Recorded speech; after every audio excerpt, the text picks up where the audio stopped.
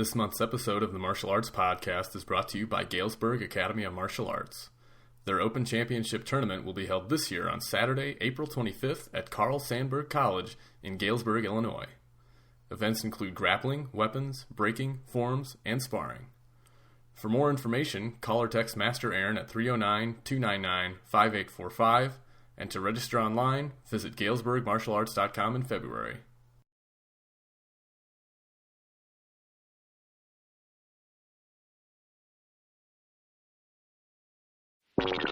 Hello, everybody, and welcome to episode 8 of the Martial Arts Podcast. This podcast takes a look at the stories and lives of the people involved in the world of martial arts. I am your host. My name is Adam Bachler. I'm a snow shoveler. I'm a strep throat survivor. But most importantly, I am a martial artist. Before we go any further, this is a podcast supported by martial artists just like you. So rate, download, subscribe on iTunes or at adambachler.com. You can like the Martial Arts Podcast on Facebook. And over there, you can let me know how I'm doing. You can ask me questions that I can answer on the next show. Let me know if you have any great ideas for who you'd like to hear on a future episode of the Martial Arts Podcast. This month's guest is Jim Price. He's a student of Mr. Philip Keppel. I've known Mr. Price for several years now, and he's been nothing but great to me. It's hard to believe that after all this time knowing him, though, that I've only actually been in like a 30 or maybe a 60-minute seminar with him. To help connect some dots for you, the listener, Mr. Price is the main instructor of Mr. Matt Schell, who was on November's podcast. He's the guy I told you about last month who promoted Mr. Schell to third-degree black belt. I've got a few things to tell you about before we get to the interview. First, go to my website at adambachler.com and check out my new feature called This Week in Martial Arts, coming out on Saturdays. It's got all kinds of cool things in it, like a new video from Master Ken showing you how to defend against a double punch, and also how to defend against a damn chainsaw. Also, I finished reviewing the book Tai Chi Chin Na by Dr. Yang Jwing-Ming for YMAA. I wish each karate form had a book like this because it's just that good. Dr. Yang is doing his best to demystify Chinese martial arts, and this book is another step in the right direction in my opinion. Head on over to adambachler.com to read the full review. And lastly, earlier this month, I traveled to Mr. John Morrow's school in Moline, Illinois for a seminar with Ken Gullett. And Ken was showing basic structure for grounding and generating power using Tai Chi Chuan. A lot of that was pretty new for me, even though I've been in Tai Chi Chuan for a few years now. I guess it's just a different way to look at things. If you'd like to check out Ken Gullett's stuff, this isn't really a sponsorship or a paid thing. I just think the website's kind of funny. He's got a number of DVDs and videos available at his website, kungfu4u.com, kung4u.com. I think it's a blast. All right, I don't know about you guys, but I think it's time to get into the interview with Mr. Jim Price. So we're here talking with Jim Price today over in Morton. And one of the things that I wanted to ask you about was I looked at your bio on Mr. Schell's website. Oh, okay. And so I'd kind of like to ask you about how you got started in martial arts. You said you came from a poor family and you started karate training when you were 20? Yeah, I was 20 years old. I think it was back in 1970. Actually, when I started karate, it was March 9th, 1974. It was at the Pekin Dojo. Back then, it was next to McDonald's on Court Street, which is no longer there. But that's when Master Keppel had, I think back then he had like 7 different karate schools. And he was running the schools, but he was kind of letting black belts kind of help him out run these schools. But yeah, it was a long time ago. Something I always wanted to do. Yeah. But like you said, as a kid, my parents could never afford it or anything. And then when I was at Caterpillar, I ran into a gentleman named Richard Gallagher, which is down in Missouri now.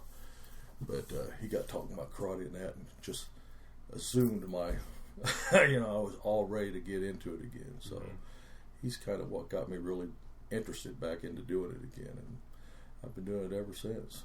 So did you do it for a little bit when you were a kid and you just couldn't keep training, or? No, I always wanted to do it as a kid. I knew a lot of kids that was doing karate, but like I say, my parents couldn't really afford it.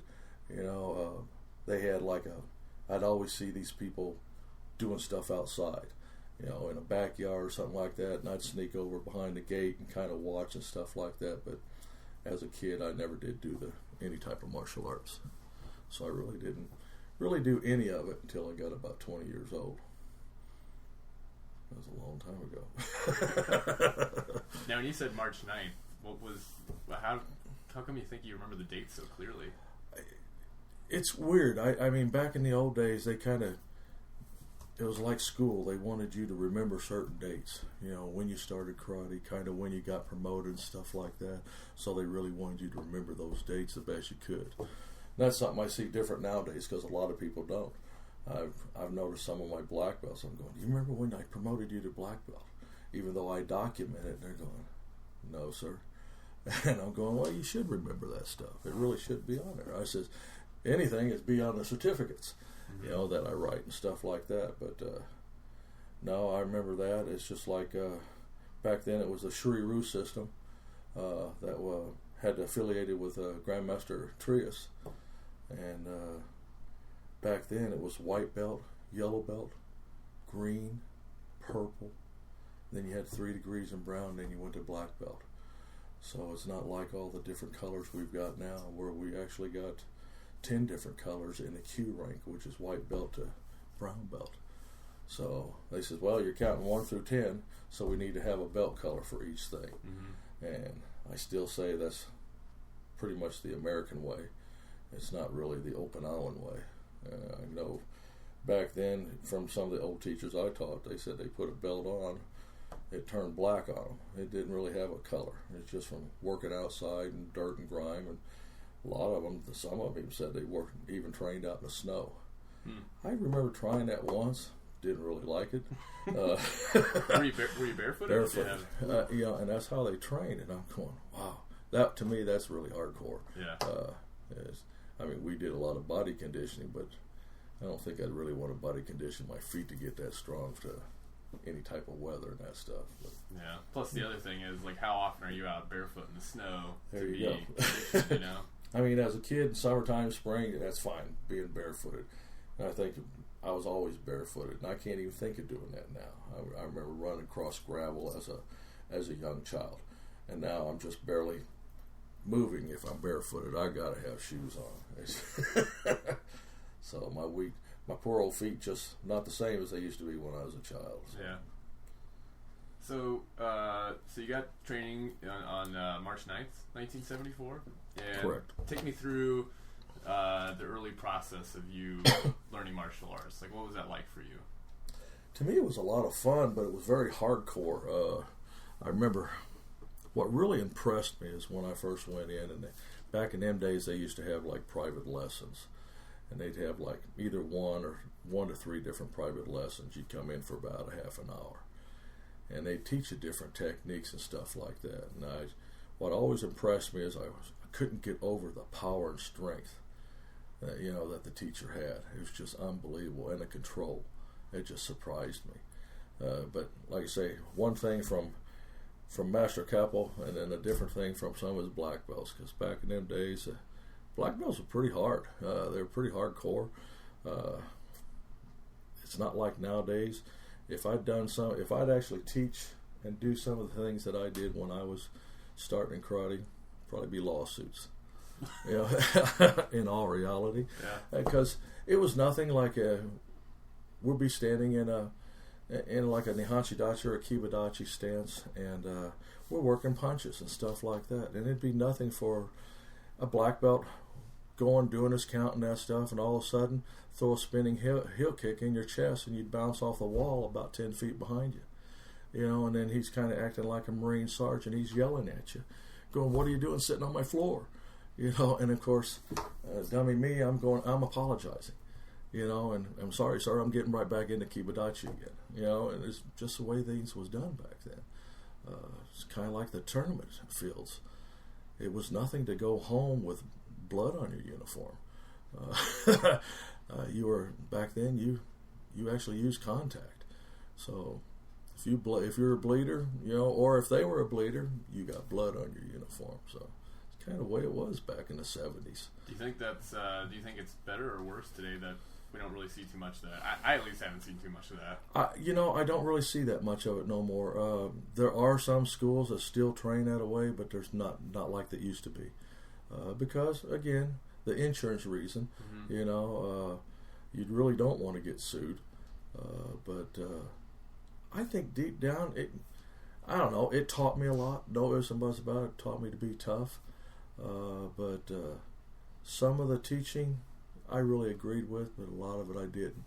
It's just like laying students on the floor, and maybe back then they'd have us about 3 foot apart. And they would actually jump from stomach to stomach and actually driving their heel into our stomach. And we were supposed to like ki, and I'm going, oh my goodness. And that's the first time I wound up getting 2 cracked ribs. They slipped and and landed on me wrong, and I wound up getting a couple of cracked ribs out of the deal. So to me, I call it, back in them days, I called it hardcore karate. But like I say, it did toughen me up, but no, that's like when I talked to Matt Shell, I says, we're not going to do that here. Mm-hmm. We can do, like hardcore training and like training hard on the bags and stuff like that. I absolutely believe it, because if you really want to work good, strong power, I was telling them about an old bag that we used to have. We used to have a big, it used to weigh about 380 pounds, and it was full of soybeans. And we'd hit that bag as hard as we could. It might only move about a half to a 1 inch. That's about all it hit. To me, that was a good bag to train on. And you'd swing it, let it hit you in the stomach just for body conditioning, stuff like that. I like doing stuff like that. But actually abuse the students, no. I mean, it was nothing. I remember,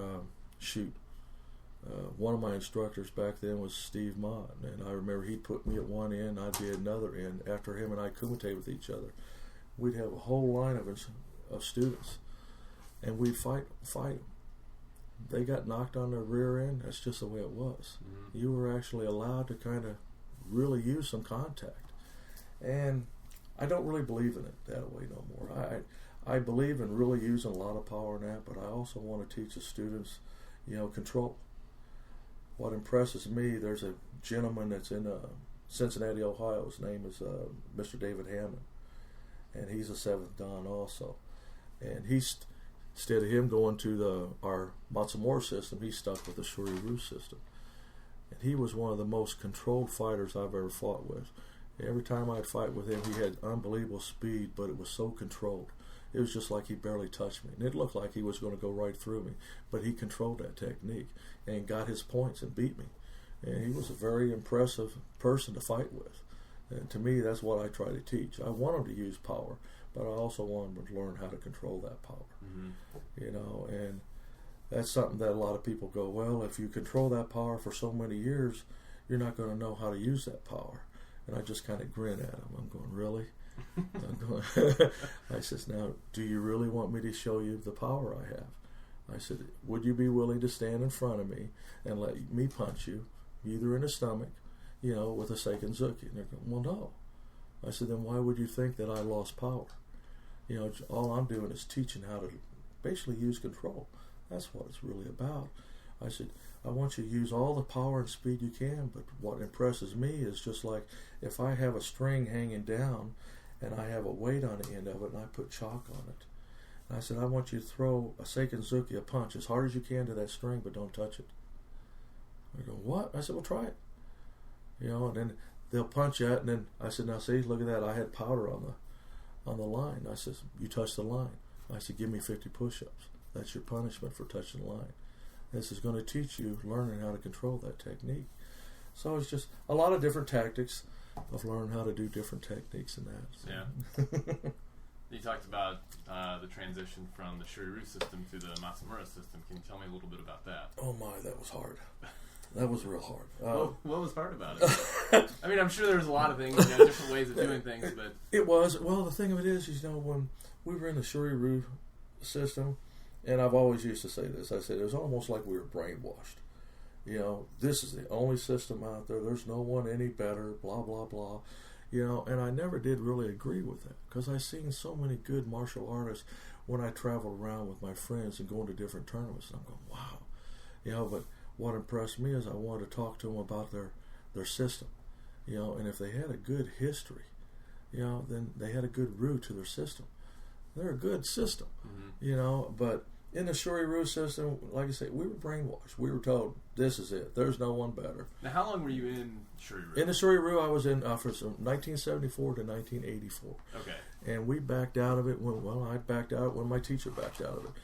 He basically got away from, he left Master Trigus and left the organization pretty much saying he was wanting to search out something else. And that's what he did. Then he wound up creating the United States Karate-Do Kai. And he developed that in 1984. And been that way. Matter of fact, just this last year, we just celebrated our 30th anniversary. Excuse me. But he was in searching of something different. He wanted, I guess for years, like he said, he always believed all the katas we ran in the Shuri-Ryu system was the real deal. They came from Okinawa. This is the way the Okinawans taught it. And then we kind of found out it wasn't really as true as what we thought it was. So it was pretty disappointing. And even to this day, even though we may say, this is a true Okinawan kata, well, can you prove that to me? Mm-hmm. And really it's hard to do. As my teacher said, back in the war, the Okinawan War, so much stuff was destroyed, and so many of the teachers died back then. So in all reality, the ones that survived was their students, and they were so young back then. Did they really have the knowledge? See, no one really knows. Yeah. So it does open a lot of questions, and I think that's why my teacher, he kept going from different teachers, and the ones he was with was just totally awesome. But it was a shame because they died so young from cancer, and they pretty much passed away in their 60s. And finally, Sensei says, "That's it. I'm going to name the system. We're going to keep the system, but I'm going to put Keppel Ha at the end of it, and just pretty much meaning that we're going to do it his way." Mm-hmm. And I'm going, "That's fine," because in all reality, from the readings I've done and the talk I've done from other people, when I talk to people in Okinawa. When I was over there in 97, they were telling me the same thing. I remember they said they'd be 4 or 5 students under one teacher, and when they went on their way, each one did it differently. And it's kind of what we do right now. By our different sizes and stuff like that. You might have 5 students and they're at different levels. That's just like my females. They might not be able to do certain things the way I can do it. So I've got to figure out a way that'll make it work for them. And I'm going, there you go. This is what you need to do. Even your males, absolutely, who aren't built the same way that you They're are. Not. And they can't do it. Well, just like a tall person, smaller person, whatever it is, and they just can't do it. And I says, well, all we're going to do is keep continuing, and we're going to make it work for you. I said, because you're not going to be able to do it exactly the way I can. And I think deep down, that's how a lot of the systems broke out. Kind of did so many different things, It's kind of interesting, because it don't matter what style head I meet, I always get interesting answers from them when they start talking about their katas and stuff like that. So, I always challenge people when they say, I've got a true original Okinawan kata. I said, I'm not trying to be a jerk. Prove it. I said, just prove it to me. And that's all I ask. I said, because I can't prove it.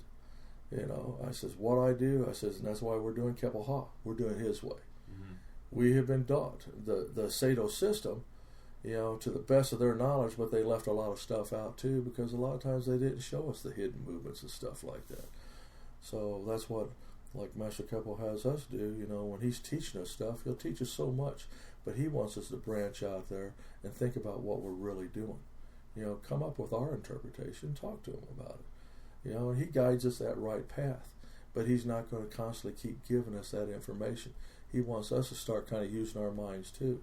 And I think that's why he's one of the few karate schools that has so many high-ranking Yudanchas. I mean, it's unbelievable. I mean, anywhere from 8th degree black belt all the way down to 1st degree black belt. He's got so many that's in his classes.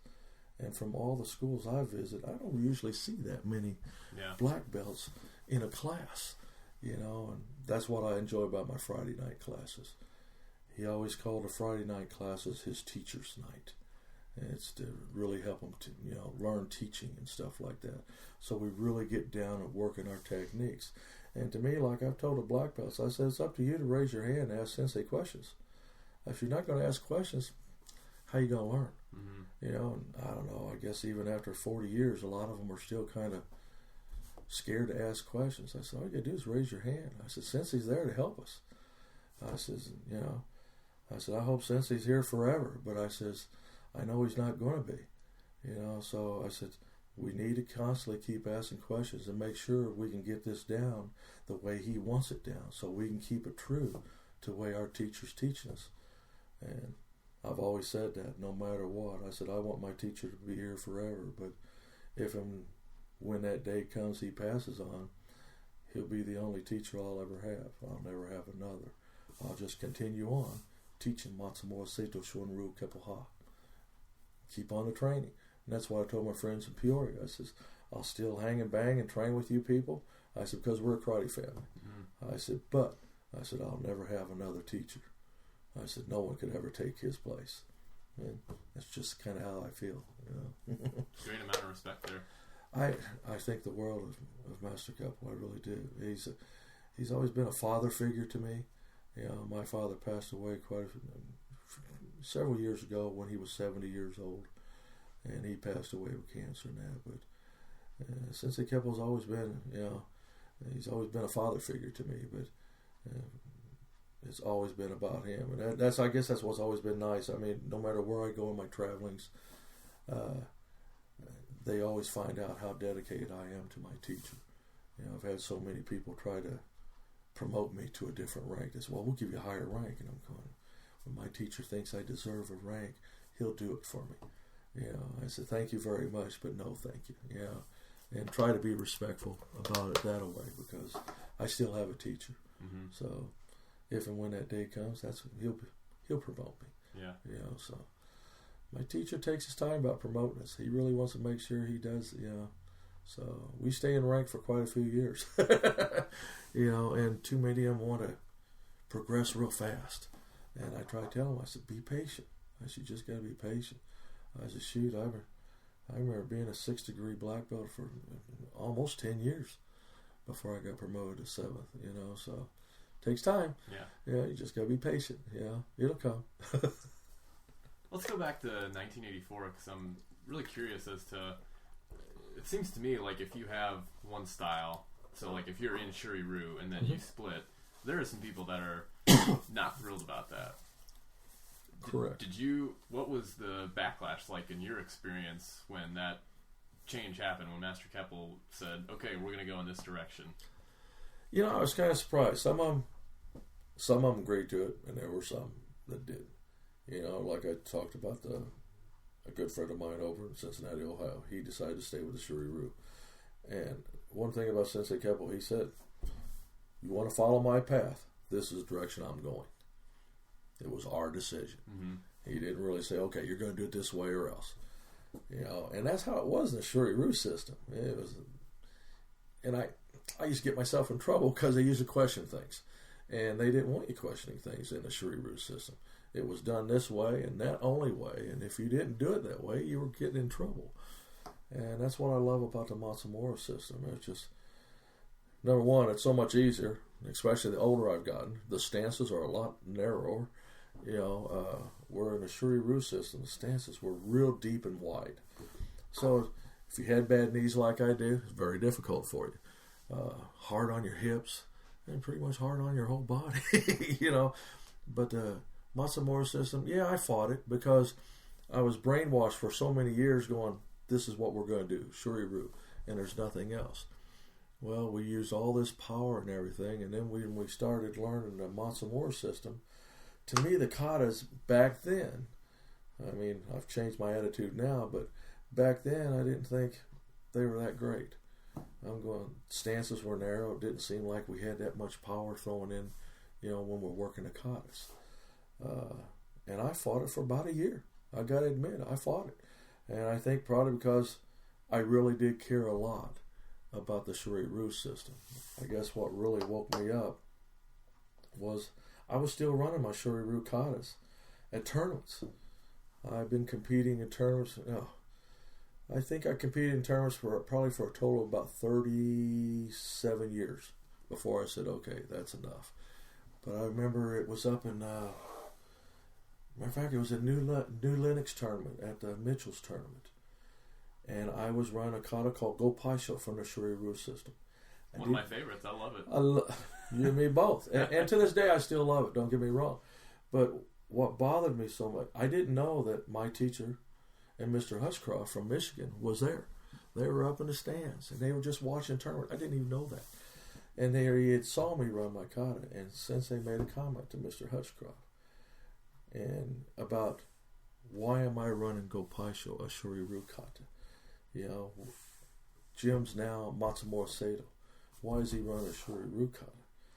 You know, and when Mr. Hutchcroft told me about this conversation with Sensei Keppel, it really bothered me a lot. I'm going, oh my God. You know, I just, it was almost like I hurt my teacher's feelings for not following the system truly.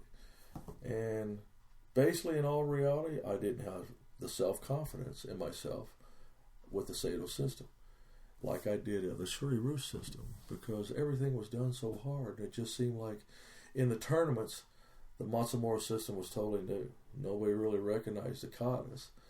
And the Shuri-Ryu katas, the Goju-Ryu katas, and all them, they were there. No ifs and buts about it. You ran something like that, you were going to do. When I first started, I was running the Matsumura katas, and I wasn't placing. Wasn't even, if I could place 6th or 7th, I was lucky. And I just said, you know, I apologized to Sensei about it, and I says, it's my fault. The only reason I'm not doing successful in tournaments is because I'm not training hard enough. So I just started training harder and harder and harder, and to prove to myself that I could beat Shuri, Goju-Ryu, Isshin-Ryu, no matter what it was, I could do it. And finally, that's exactly what happened. I actually started doing it. So, but it all revolved around me. I just didn't have the self-confidence in myself to the system that we were trained in, that we just learned. I just wasn't self-confidence in it. But now I am. Once you started doing the Matsumura katas, how long did it take you to see results? Like, how long did it take you to start getting first place in those It probably took me probably about a year and a half. It was really hard. And I had to just keep doing it and letting the other people just see me more, you know, and see what we're all about. And I remember Sensei telling me, even because of my bad knees to this day, I'd compete in tournaments and then I'd hurt for a week or two because my knees were killing me because I competed. Yeah. You know, and Sensei Keppel was always saying, why are you doing this? You don't have nothing to prove anymore, Jim. I said, Sensei, the only reason I'm doing this, I want people to know what we're all about. I want people to continue seeing Matsumura Sato.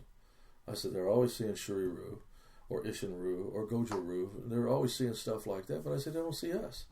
I said, so if I don't show them, who is going to show them? And that's what bothered me about a lot of the people in the Peoria Dojo. They didn't care to compete. All they wanted to do was train. And nothing wrong with that, because I've kind of gotten that point too. I love training. And in all reality, I've got to the point to where I really love seminars more than I do tournaments. You know, and I know tournaments are good. They're a lot of fun. And to me, what I liked about tournaments is you get to see some old friends you probably haven't seen for a while. That's the good part about going to tournaments. But I don't know. I've always enjoyed the seminars.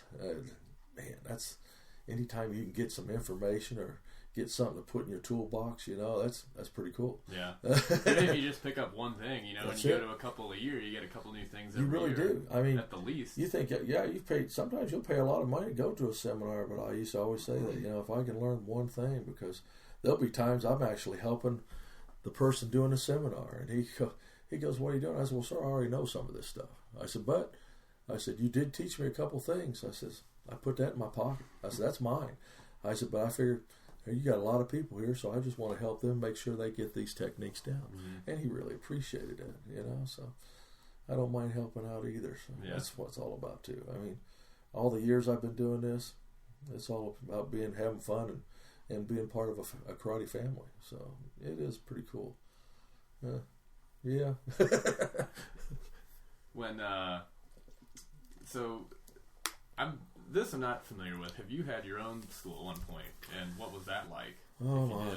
Yes, I had 5 schools. I had 5, not 5 at the same time, but I've had 5 different schools over the years. Over the years. Oh wow!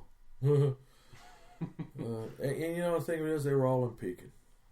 I remember when one of my instructors that I trained with, Mr. Stephen Mott, he decided to kind of back out of it and stuff like that. And so I asked his permission if I could continue on teaching. He gave me his blessings and that. And then a good friend of mine back then, his name was Tom Maher. And, God, once a Marine, always a Marine. That's what he was. And he used to work for the state of Illinois of helping finding jobs for veterans. And him and I just kind of clicked. It just seemed like, he said, well, let's go look at some buildings. I said, all right. And it was so strange. We'd walk into a building and I'd look at one thing and we'd sit down and talk. And it was so weird because we were both thinking about the same thing. It was just really strange how we both clicked. But yeah, our first school we opened up was on Derby Street. We stayed there for about a year, and we outgrown it. And then we went out onto 2nd Street, out past the old A&W out there. That was a rough one. Took a lot of time and some money to fix that building up because it was a nasty building.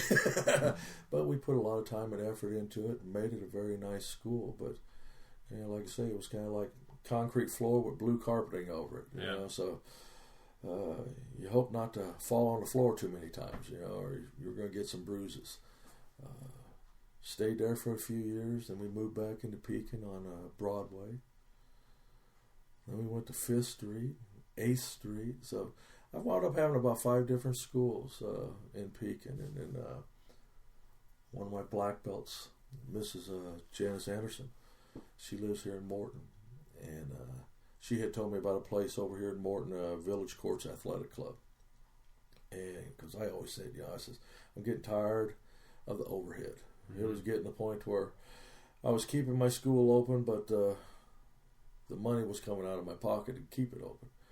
And point to where my wife was complaining, going, you're working all these hours at Caterpillar, you run a karate school, and you're taking money out of our pocket to keep the school running. But she never understood karate was always a love of mine, and I always said, well, if I could at least keep it open, but I was kind of hoping the school would pay for the bills. Yeah. And toward the end, it just got real difficult. It just kind of hurt. So I came to Morton, kind of had an appointment with a gentleman that was the manager of the place. And we talked about it, and I said, it sounds pretty interesting. The only thing that was weird was going into something like that because it's kind of like an aerobic area, but it was nice. It had a wooden floor, had mirrors all the way down one wall and that, but you didn't really see the martial arts like you see in the office or out on the floor and stuff like that. But no certificates, no trophies. All kind of stuff. You just didn't see none of that. You just went in there and trained, and that was it. And at that time, it pretty much didn't matter. I kind of wanted to get away from all the BS and kind of get back to teaching again. And it was pretty nice, but the clientele just wasn't there. It just wasn't working well at all.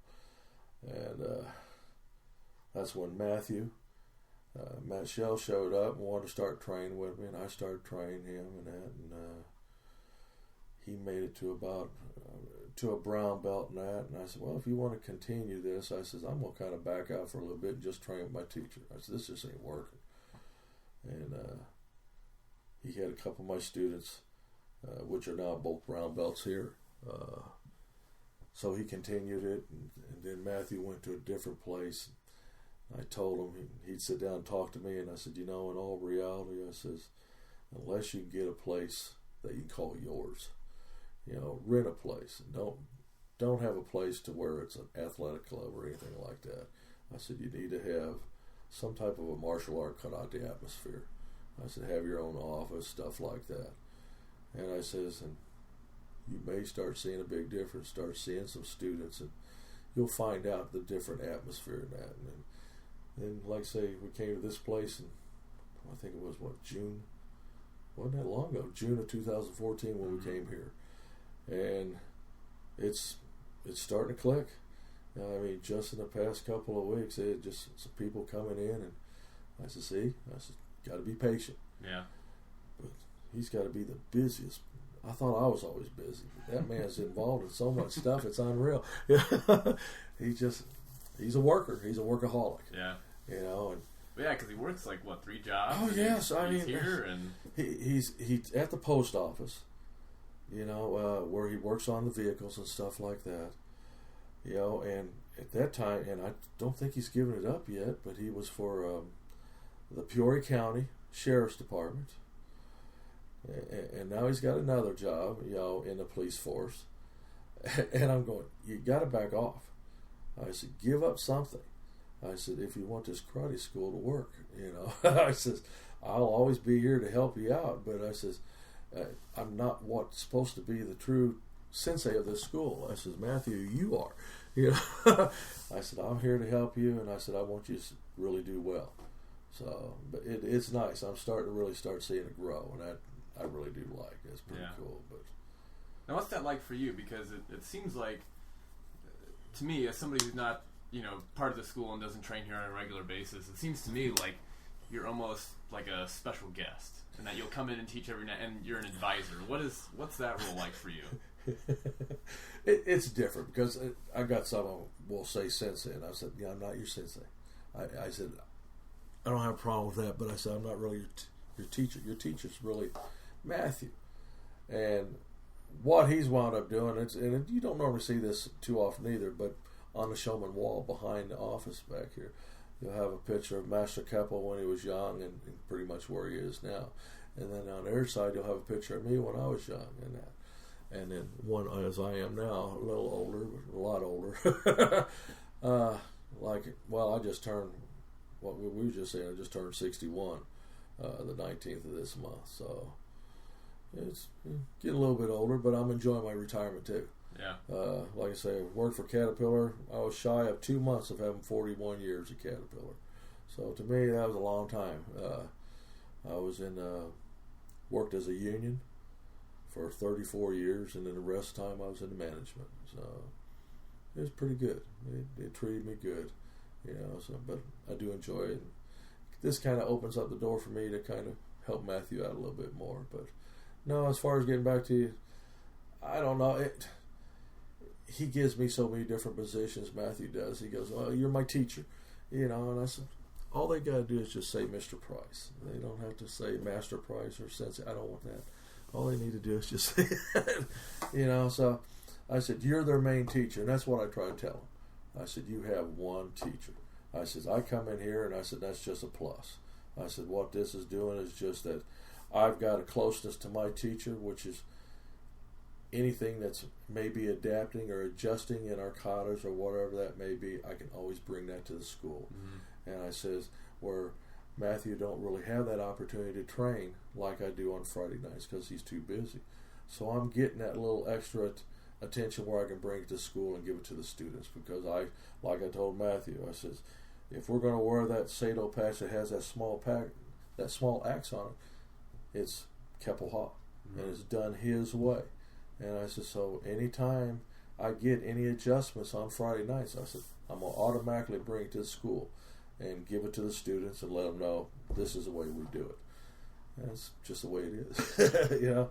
But I don't know. I just don't know how the students feel. I've never asked them. You know, they really enjoy it. It seems like they enjoy the idea of me being here and teaching and stuff like that. Sometimes I'll come in and I'll sit in a chair and watch Mr. Shell teach. You know, and sometimes I think he'll be doing something and I'll ask him, come back here, and I said, you're doing that wrong. You know, and he said, what do you mean? And I says, the arms, like if he's doing a technique, he might have a hand underneath the elbow. And I said, the hand's supposed to be back by your obi.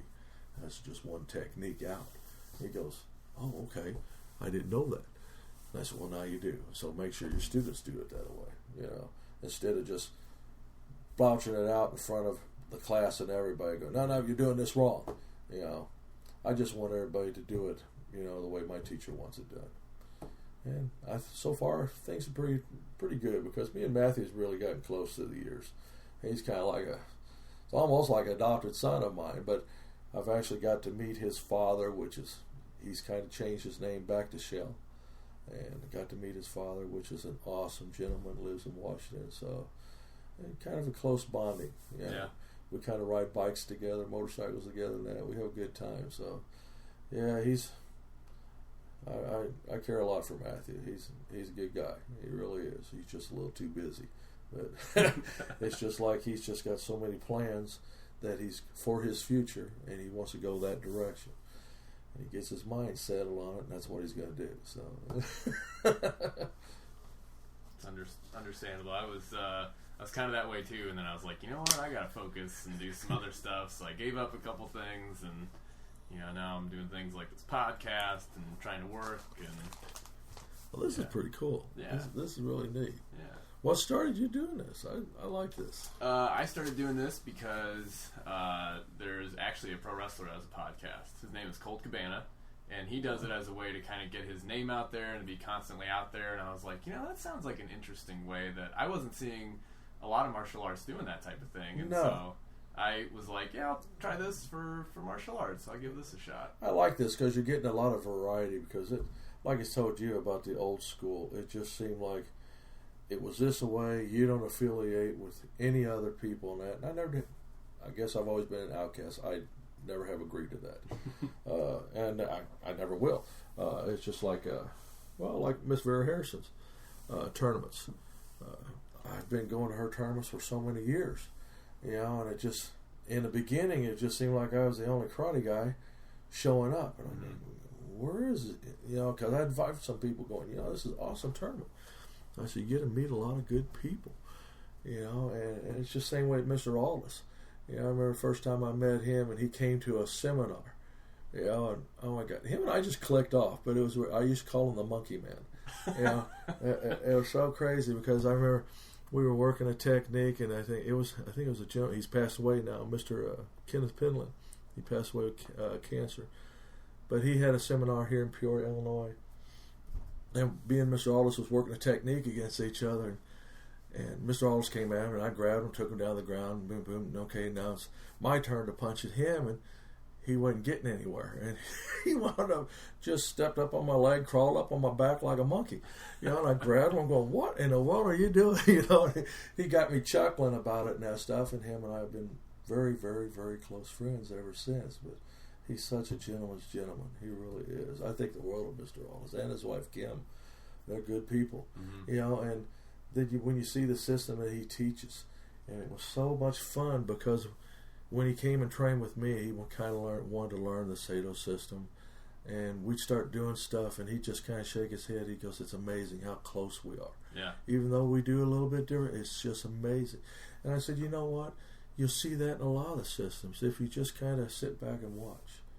And that's why I've always been curious of watching different styles. I don't think we should ever, like I said, if they've just got a good history, if they got a good lineage, they're good people. They're just doing it a little bit different way. That's all it is. Mm-hmm. And that's why, I guess that's probably why I've always backed Miss Harrison, because she always tried to get good people to come to her tournaments and that stuff.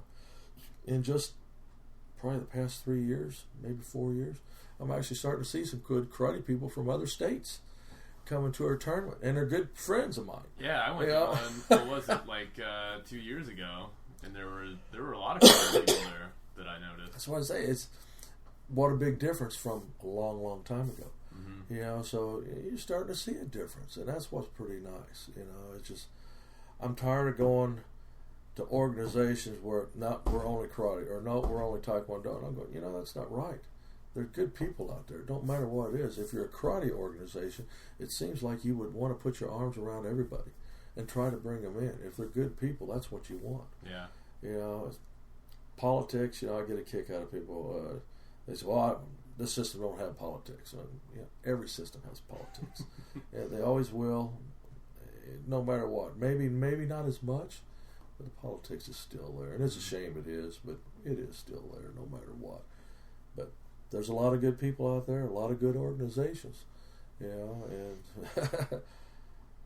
it's different. I got a thing in mail today about the USA Alliance, the Hall of Fame thing, and I haven't heard from them for a long time. It kind of threw me because it's about this flyer in New Mexico, and I'm going, what? They're having a Hall of Fame down there? So I was kind of surprised because I'm used to the one over in Indiana. Mm-hmm. So, but it don't matter. Like I told Mr. Aldis, there's good people in every organization. I said, you're always going to run into your people you don't care for.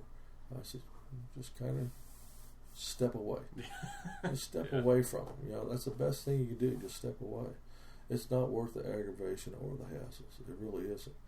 And I've had plenty of that through the years. I know when Master Keppel made me the chairman of referees and the rules, when I had to write the rules for the USKK organization. Whew, that was fun.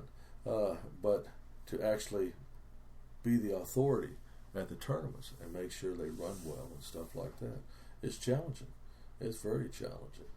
And I know I'm going to have to talk to them a little bit more, because it seems like nowadays it just seems like people is more around my age up into the 70s, that's kind of running things. And we need to get younger people involved, maybe not just taking over, but at least letting them step in and help out, and letting them get familiar with some of these positions.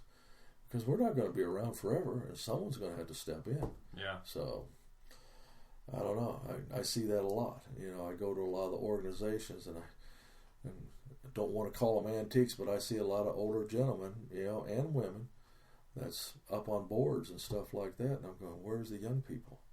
They're sitting out in the audience and that, but they're not really in the like the executive boards and stuff like that, where you're really talking about the business of the organizations. So, I don't know. Me personally, I think that needs to change. Yeah. And maybe it will, because if it don't, down the road, it will hurt that organization no matter what. So, I guess time will tell. We'll see. But to me, I don't know. I see a lot of good people, but I know a lot of them young people are going to kind of back off if they're not accepted. So they need to start opening their eyes and see what's really there in front of them. So I'll wrap this up here pretty quick as we start to wind down. To kind of bring it back to what we talked about, at the start of the interview, you waited so long to get into martial arts. Was it worth it? Was it worth the wait to get in? Yeah, it was. It really was. I think it'd even been better if I could have gotten into it even younger. I talked to some friends that said they started when they was a teenager or even as a young child. And I'm going, man, I wonder what it'd been like if I'd started even earlier. But no, I wouldn't give none of it up. All the awesome people I've met through the years, it's been just fantastic. It really has. So, like I say, you got your own family, but you got your own martial art, or what I say, my own karate family. And it's a big one. It is a big family, because I got so many friends all over the United States and in other countries, and that's why I say you miss them. Once you kind of get a bond, you really do miss them. Mm-hmm. So yeah, I'd never change anything. No, no. Karate is a way of life, and it has been for me. It'll always be that way until the day I die. It's something I have to have. I've got to have it. You're addicted. You're addicted to it. Got to get that fix. Oh, isn't that scary in a way? But it's the truth. It's just like with me, I have both my knees are bone to bone, and I just refused to get the knee surgeries. And so I wound up getting a brace for my right leg just so I could practice. Because if I didn't wear this knee brace, I wouldn't be able to train. I just wouldn't be able to train. So it helps me continue my training, and I just love it. It just feels so good to train with my teacher. My teacher being 76 years old, and to say that I can still train with my teacher, not too many people can say that. Yeah. So that's pretty cool. It kind of freaks a lot of people out going, you got to be kidding me. Your teacher actually gets in class with you and trains. I said, absolutely. I said, and the man can still hurt you really bad, just by a touch. Yeah, I went to one seminar with Master Keppel, and it was in Springfield. Okay. And I was down there, and he called me out to do something, and he got close, and I was like, yep, that would do it. He's unreal. Especially when he works the pressure points, he's lit me up a few times. Yeah. And he'd always go, nope, that's enough, Jim. And I said, no, I'm here to help out, Sensei. And he goes, nope, you're done. I've lit you up too much, and that's fine. But there's a lot of times I said, I'd almost rather have my teacher hit me than touch me. Yeah. It's just unbelievable. Just what he does. It just blows me away. But he's so powerful, so strong. It's just unreal when he says, well, grab my wrist. And I've got big hands. Mm-hmm. But when my hands will not go around his wrist, that's unreal. And he goes, no, really, Jim, go ahead and grab me. And I said, Sensei, that's best it gets. So it's kind of interesting because he really wants you to learn the techniques that he's showing you and that stuff. And that's why, a lot of times I volunteer. A lot of people don't want to be on the receiving end of Sensei's techniques, but, in all reality, if you don't learn it that way, that's the best way to learn it, That's why I volunteer. Yeah, I've talked to Mr. Aldis about that before, too, because, he'll call me out to do stuff if we're doing a demo somewhere, or I went down to Kansas City in 2013 to work with Ian Abernethy. Oh, wow. And I was Suzuki the whole weekend. Were you really? Yeah, it was great. I was like, people were coming up to me and they're like, wait, so how'd that feel? Like, is this right? And they do it on me. I'm like, no, you need to turn a little bit that way. And so it was pretty cool. All the techniques that you learned over that weekend, it just blows you away. Yeah. And then I was watching some video from it this weekend because I was trying to remember some stuff from Hanachi that he showed me, and I was like, yeah, okay, and everything was coming back, like him, striking me on the side of the neck and this and that and positioning me here. So, that's kind of nice about it too. I can go back and remember that stuff when I see it. See, that's fun. I just remember when Master Keppel asked me. I remember Mr. Aldis was at one of our seminars, and we were working different techniques, but we was working the Hanshi, kata net, and he's bringing up several 7th degree black belts, one of their interpretations and that stuff. And then it was my turn, and I asked for Mr. Aldis to be my uke, and I showed it slow first, and then I told Mr. Aldis to come on at me, and I came in really fast and worked it and all that, and everybody's eyes just got real large going, God, is Mr. Price upset with Mr. Aldis? And Mr. Aldis goes, what are you talking about? He goes, are you all right? And he goes, I'm fine. He said, he didn't hurt me. He goes, my God, it sounded like he was killing you. And I'm going, oh, it was just the way we were working, touching his gi and that stuff. But the way it sounded, it was just like I was just really hammering him hard. And he goes, no. He said, it's just the way he works. And he said, well, it looks that realistic. They actually thought I was hurting him. And I said, again, that's where the key word is control. Mm-hmm. Working that technique the proper way and not hurting anybody. Could do it, but you don't want to do that to a friend. And I consider Master Aldis a damn good friend of mine. So yeah, not only as a friend, but I'd never intentionally want to hurt him. Yeah, He just, again, he's a very nice gentleman. And it just, I wish to God I had the flexibility he has for. Yeah, we'll be standing just having a conversation.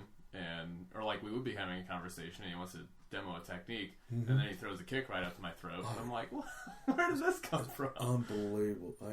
You'd watch his axe kicks. It looks like he's just going to basically drill you right through the floor, and he just touches you. And I'm going, you're going, whoo, that's close. He's just got unbelievable control. He really does. Pretty cool. But again, there's someone that's not really in karate. And it's just one of many of my friends that I've met through the years that's in different martial arts. And that's the cool part of it is. And that's what I want to do. I want to meet more of these people. Because I know there's a lot of good people out there. But it just seemed like the 60s, the 70s, and even the 80s. It just seemed like a lot of us that was in the karate, we were closed-minded. Going, nope, you don't have nothing to do with them people.